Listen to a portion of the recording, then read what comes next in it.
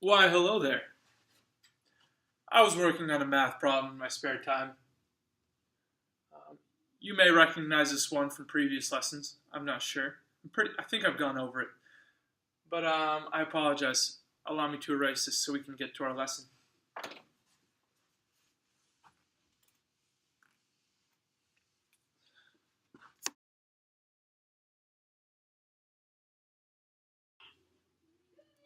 In this chapter, we're going to be learning about equations. Equations are mathematical statements with an equal sign, and I can preview this entire chapter here in about 2 minutes. I'll go on to teach you more details about it so that you can do well on my test and learn all the tricks. But for now, let me give you the overall preview. Each equation that we'll deal with will have an unknown. This unknown will be something like x. And x is going to be surrounded by numbers. Or maybe even addition and subtraction signs.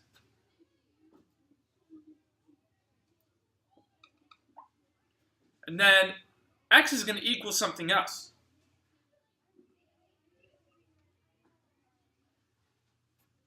Our goal in this equation is to figure out what x equals.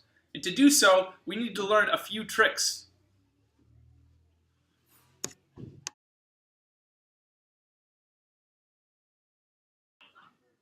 The first trick we need to know is how to find an opposite of a number. And I'm not talking about opposites like we learned in the last chapter. I'm not saying the opposite of 3 is negative 3. That's a different kind of opposite. Kind of opposites that I'm talking about are opposite signs or opposite operations. So if you have 3 times 2, what is the opposite of multiplying by 2? The opposite would be 3 divided by 2. Those are opposites. And the purpose of opposites is to cancel out. Opposites will help cancel things out.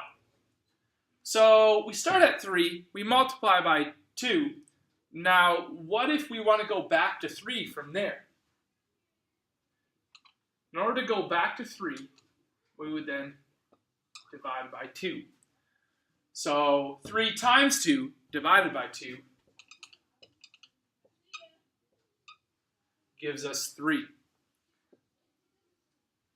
And these are opposites. They cancel out.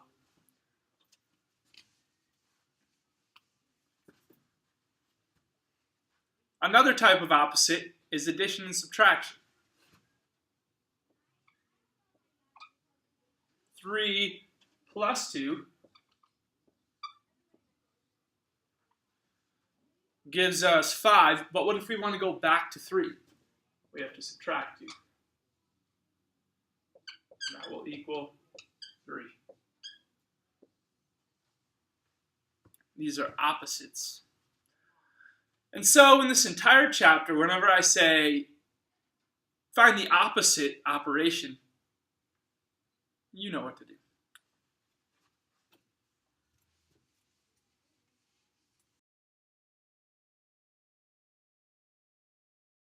The next thing we're going to go over in order to figure out how to solve equations is we're going to talk about the balancing rule. The balancing rule says this. Whenever you have an equal sign, the two sides of the equal sign act like a scale. If you put an object that weighs heavier than the other, then the scale will tip and those objects are not equal. If there's an equal sign in the equation, then both sides of the equation, this side and this side, need to equal the same thing. So, for example, if you have an x here,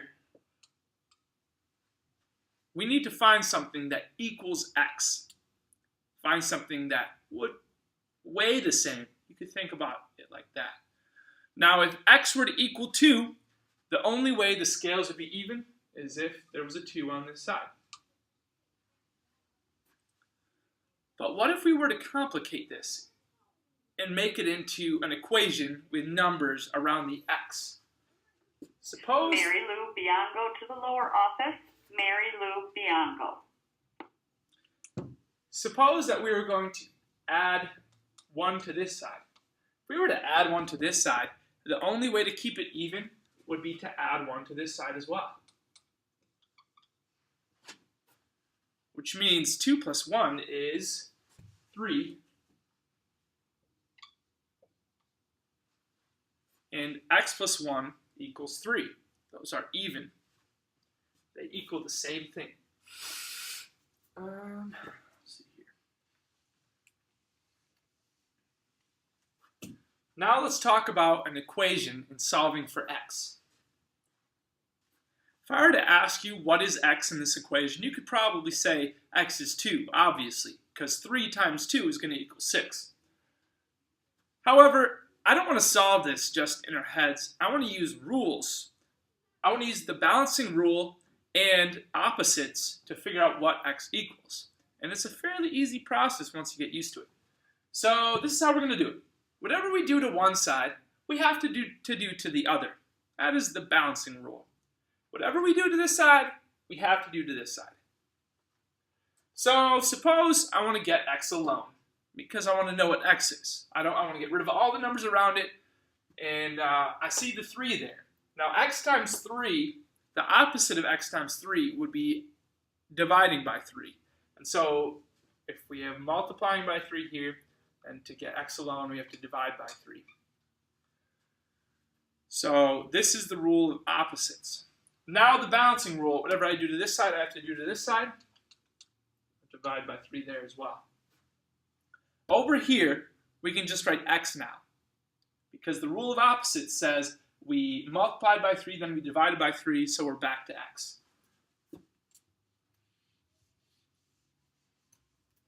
Over on this side, we have 6 divided by 3, which is 2. And so we find that x equals 2. You just solved an equation. Very good.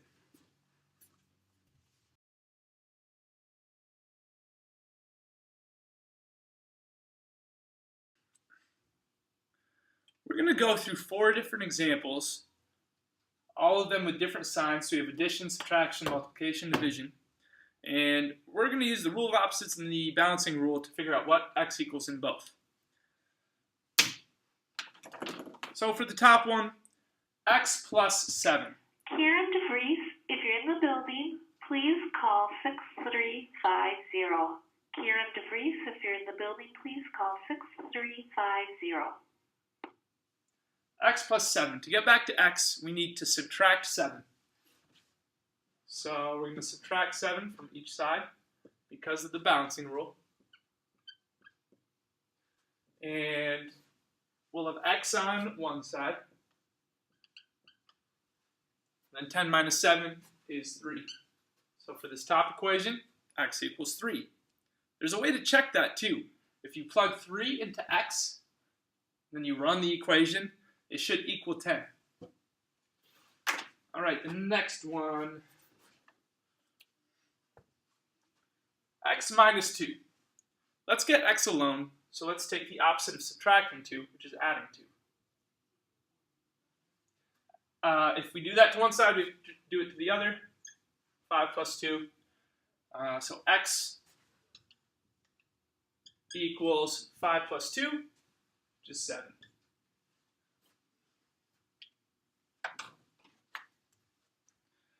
Now for the third row, we have multiplication. If we want to get x alone, we have to do the opposite of multiplying by 4, which is dividing by 4. So we have to divide 12 by 4 as well, because of the balancing rule. And so x is going to equal 12 divided by 4, which is 3. And then lastly, the bottom row, x divided by 2, the opposite of that is multiplying by 2. Times 2, and then times 2. So x equals 8. There you have it. That is our lesson for today. We've got the opposites rule, the balancing rule, and if you follow them correctly, you should be able to solve every equation. And remember, you can always check your answer. Now I advise that you always do check your answer, especially on tests and quizzes. And you can do so by plugging the x in, or the number in for the x. That's all I have for you. Enjoy.